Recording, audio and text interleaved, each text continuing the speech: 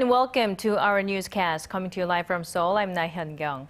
We start with the newly elected leader of Korea's main opposition Liberal Party, Moon Jae-in. He says he will start an all-out war with the current Park Geun-hye administration if it continues to make the economic conditions for ordinary citizens worse. Arirang News' National Assembly correspondent Park Ji-won starts us off. The new leader of Korea's main opposition party, Moon Jae-in, paid his respects to three former presidents, Rhee Seung-man, Park Geun-hye, and Kim Dae-jung on Monday, the day after his election. I'm paying my respects to signify my commitment to ending the discord and bringing about national unity. The new chairman of the New Politics Alliance for Democracy Party also had some words of advice for the Park Geun-hye administration, urging it to choose the path of reconciliation and integration. There are many things the Park administration has done that run counter to national unity. For example, its extreme bias and discrimination in her personnel appointments. Moon's election as the new opposition party leader is expected to deepen the confrontation between the nation's ruling and opposition camps. In his acceptance speech on Sunday, the former presidential candidate, who was once the former chief of staff for the late President Roh Moo-hyun, vowed to be a strong voice of opposition against the incumbent administration. I will wage an all-out war against the Park Geun-hye administration if it continues to ruin democracy and the livelihoods of the people. Ruling Saenuri Party Chairman Kim Moo-sung stressed political coexistence over confrontation in his meeting with the new opposition leader on Monday. Politics is all about negotiation and compromise, and what people want is win-win politics for both political camps. The new opposition party leader now faces the huge task of revamping a party plagued with deep-rooted factional strife before the by-elections this year and the general election next year. All eyes will now be on Moon as he takes his first steps. Park Ji-won, Arirang News. Meanwhile, the nation's top office says President Park Geun-hye is planning to carry out a small cabinet reshuffle shortly after Prime Minister nominee Lee Won-gu is appointed. But it might be a while before the shakeup takes place, with Lee accused of trying to manipulate the media. For this report, here is Arirang News' presidential office correspondent Choi Yoo-sun. President Park's decision to complete reshuffles after her prime minister nominee is approved by parliament shows she plans to take into account both the public and ruling party sentiments. According to the presidential office spokesperson, the shakeups now expected after the parliament votes on the prime minister nominee on Thursday will be limited. While Yoo Gi-jun, a ruling party lawmaker close to the president, is a widely talked about candidate for Oceans Minister, the Unification Minister is also speculated to be replaced. But the future of Prime Minister nominee Lee Won-gu is uncertain after local media reported an audio file of the nominee claiming to have blocked media coverage questioning his eligibility as Prime Minister. We had not expected this. Since the appointment will be about the nominee's qualifications, we need to come together to overcome this hurdle. Lee also faces a series of allegations, including real estate speculation and his son having sought military service exemption by having a knee surgery. The nominee has failed to clarify any of the allegations made against him, and now we've seen his crooked way of thinking that he can control the media. The nominee is not qualified to be appointed prime minister. If Lee fails to win parliamentary approval, it will deal a heavy blow to the Park administration as it seeks to focus on revitalizing the economy entering its third year. And the presidential office's relationship with the ruling party, which has called for reforms in the administration, will also depend on whether the presidential chief of staff will be dismissed and who will be named as the president's new political advisors. Choi Yoo-sun, Arirang News. And in the meantime, President Park says the government should prioritize bolstering the country's welfare system without a tax hike. This came from a meeting with her senior secretaries on Monday and was in response to growing criticism at the National Assembly over the president's election pledge to expand welfare without asking the people to pay more taxes. President Park said officials need to first think about whether they've really done everything to revive the economy, adding that increasing taxes now would be like betraying the public. Stressing that the government needs cooperation from Parliament, she said she was open to talks with lawmakers so long as the focus is on the interests of the people. The United States is urging North Korea to halt all threats and take steps to denuclearize. This after Pyongyang fired 5 short-range missiles into the East Sea on Sunday in a move to protest against upcoming joint military exercises between the U.S. and South Korea. Seoul's defense ministry says the missiles were fired off Pyongyang's east coast and flew about 200 kilometers before hitting the sea. The U.S. State Department emphasized that the joint military exercises coming up in March have been ongoing for the past 40 years and that they are transparent and defensive in nature. Meanwhile, senior diplomats from South Korea and the U.S. have been holding talks in Seoul on this Monday. Seoul's foreign ministry says U.S. Deputy Secretary of State Tony Blinken and South Korea's first Vice Foreign Minister Cho Tae-yong exchanged views on a wide range of issues, including North Korea. Now, the talks come less than 24 hours after North Korea fired short-range missiles off its east coast, as we said, heightening tensions on the Korean peninsula. This is the third visit to Seoul by a high-level U.S. diplomat in recent weeks. Blinken heads to Beijing on Tuesday and plans to make a stop in Tokyo before returning to Washington.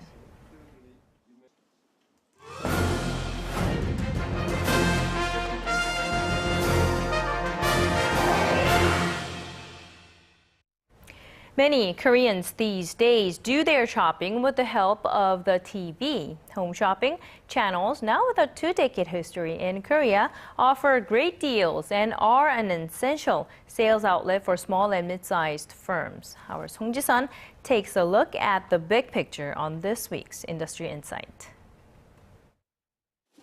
This thread and textile company founded half a century ago was once facing a crisis. It was battling cheap Chinese imports while struggling to find a new retail outlet. But now it has transformed itself into a fast fashion producer, and its products are sold on 2 major TV home shopping channels. Its television sales are more than 10 times what it's raised through offline sales. We are a traditional manufacturing company and couldn't afford all the marketing expenses needed to advertise our products. So we ventured onto home shopping channels that helped us gain wide recognition in a short period of time. Many small and mid-sized companies like this have turned their products into household names through home shopping channels. There have been many changes in the past 2 decades since home shopping channels first launched in Korea. The channels now offer practically everything under the sun, and the format has also evolved over time. Korea's home shopping industry has created a unique business model. Unlike the kinds of short infomercials you might see in other countries, Korean home shopping channels manage to keep the viewers watch the shows for a full hour by making them entertaining. It's not just celebrities advertising the products, but ordinary people testing them with industry professionals. Korea's home shopping format of featuring a single product has also captured viewers overseas, especially in Asia. 4 Korean channels, mostly run by large conglomerates, have entered 10 countries over the past decade. And this leading channel is now seeking to expand its sales overseas to become the world's #1 home shopping distributor by 2020. We've reduced the risks by entering the market through joint ventures, and we established an international outsourcing company to customize our product line. We also focus on introducing Korean products by smaller companies because it is harder for them to enter foreign markets than larger companies can. In fact, over 70% of Korean products sold overseas through the channel are by small and mid-sized companies, creating a new Korean wave of products.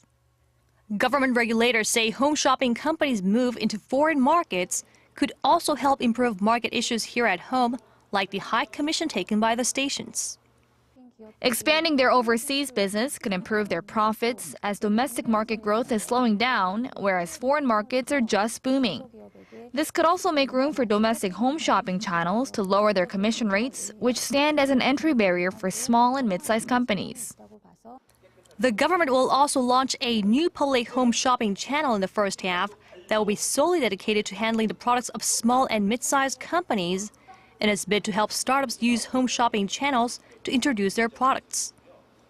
송지선, 아리랑 뉴스.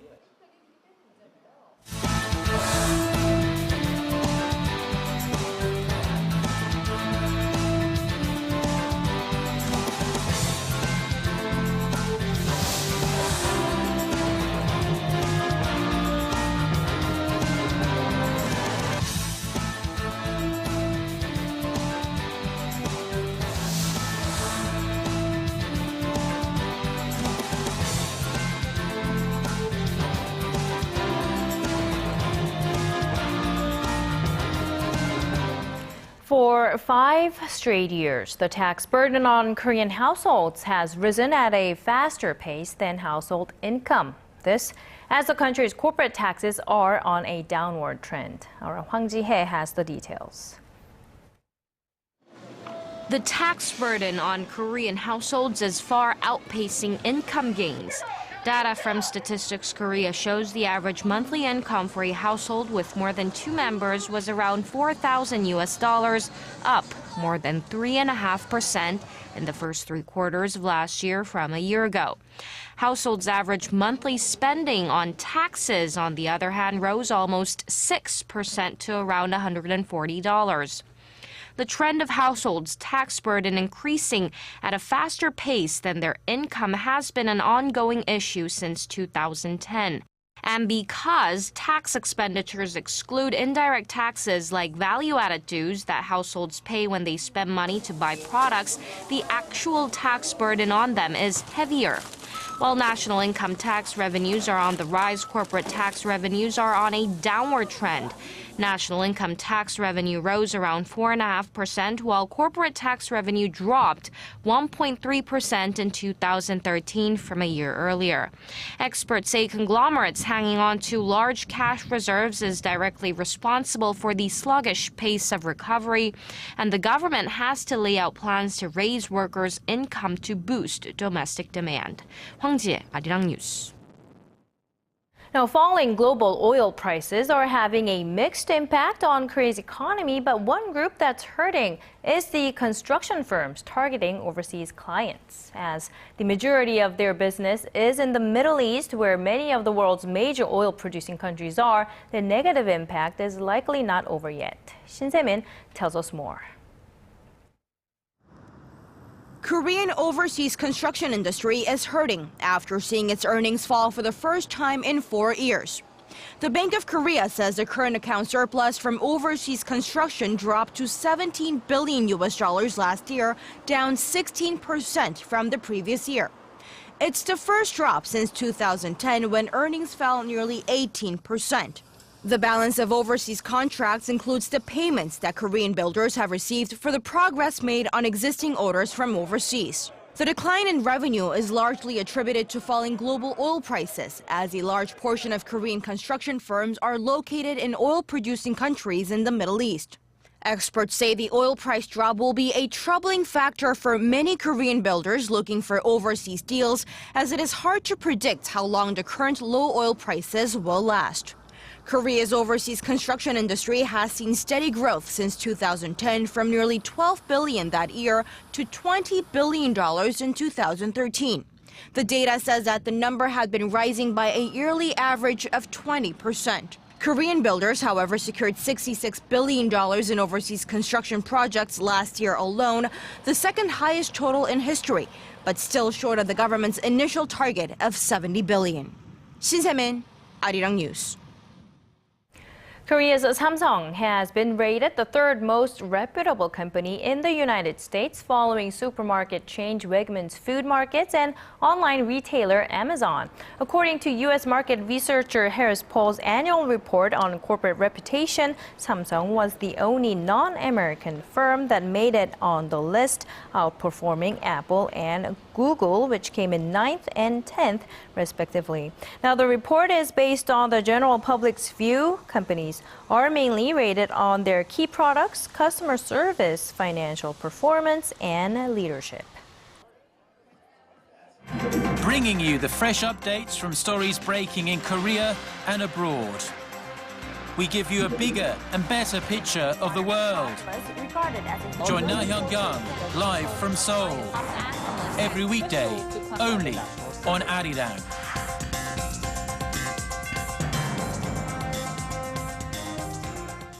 Now, if you remember, we reported last week about a group of American historians protesting against Japan's efforts to water down historical facts. Well, the U.S. government, says it supports the scholars, saying Tokyo needs to change the way it approaches its past wartime atrocities. With more, here's our Connie Kim. The U.S. government has lent its support to a group of U.S. historians who have been protesting Japan's attempts to whitewash history.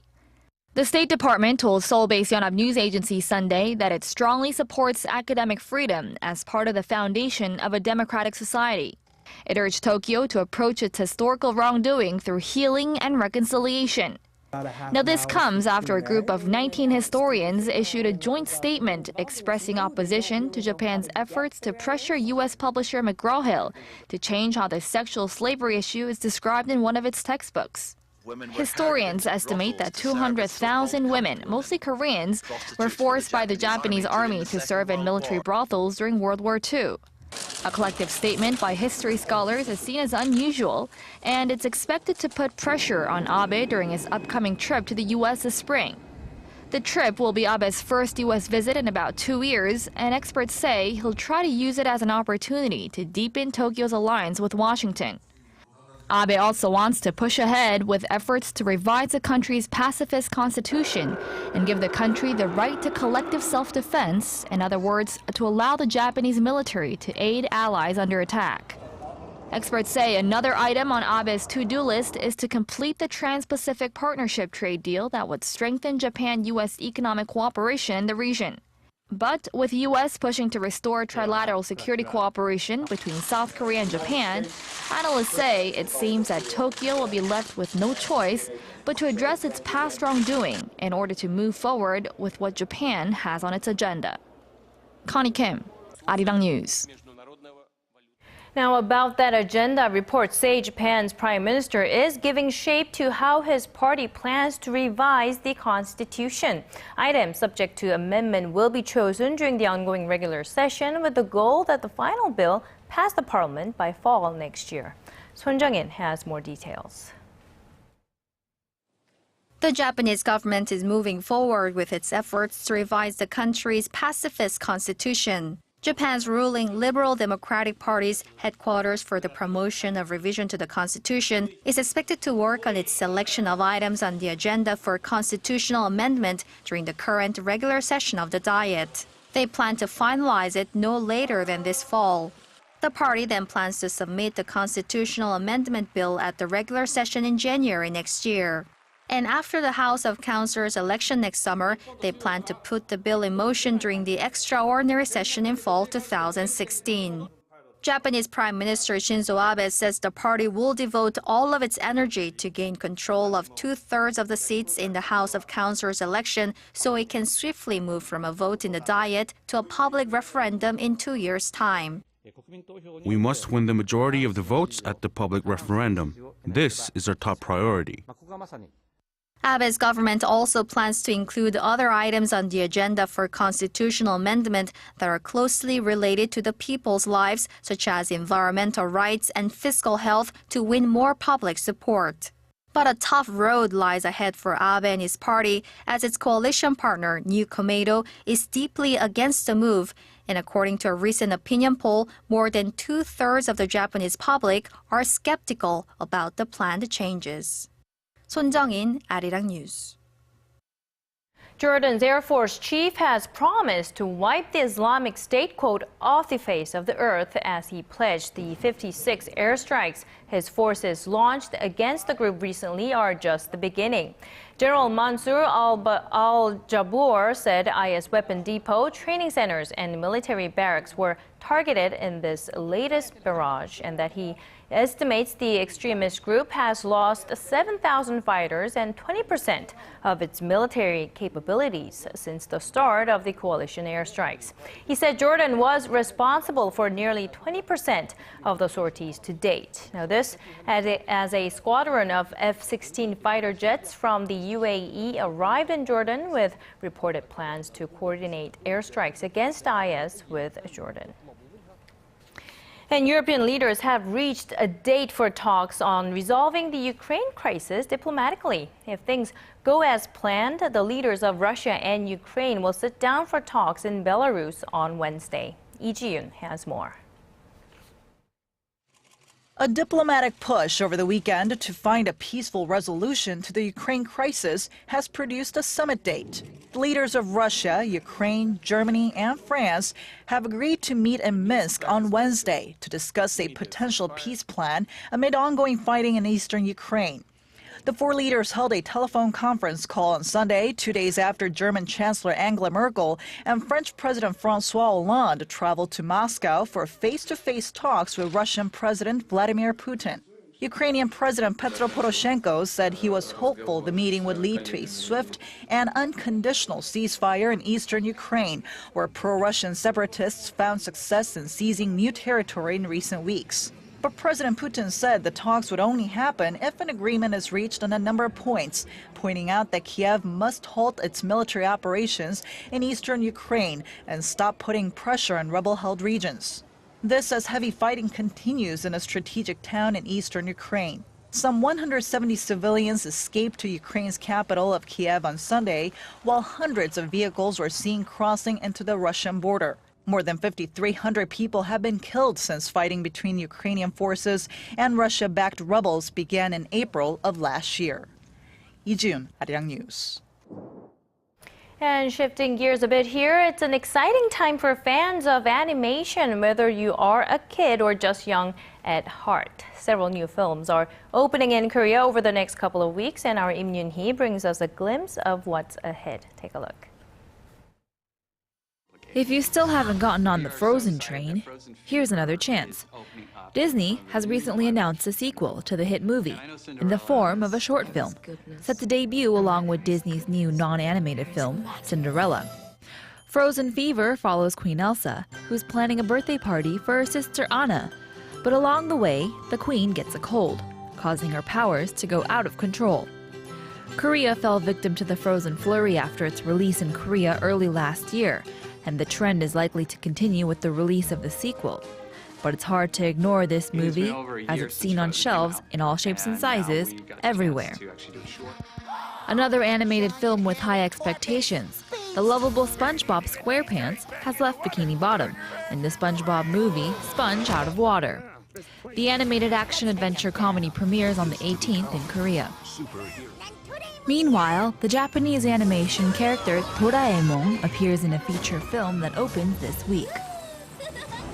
The world of animation is always expanding, shedding new light on old stories, like the new animated musical, Legends of Oz, Dorothy's Return, a familiar tale told through new eyes.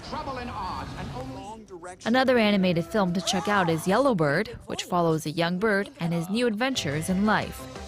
Im Yoon-hee, Arirang News.